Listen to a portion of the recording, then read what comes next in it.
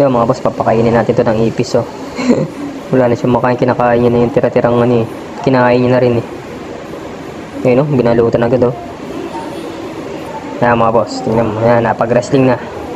Madulas yan, eh. Kailangan makagat-kagat niya habang binabalutan niya yan, oh. Ayun, oh, sagad na sagad yung kagat niya. Kailangan hindi niya makawala. Mabilis lang yan, eh.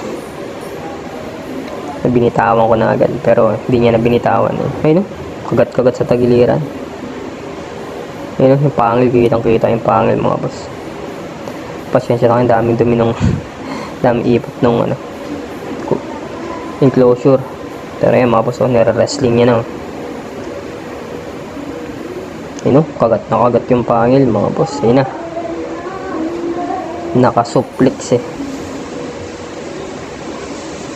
Tapang nung gagamba. Hindi na pinakawalan yung ipis.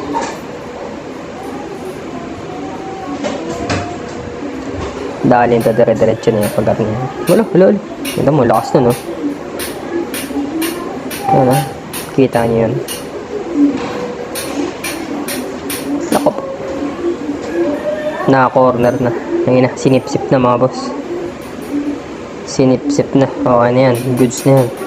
Pero hindi niya nabalutan na maayos, eh, oh. Goods na yan.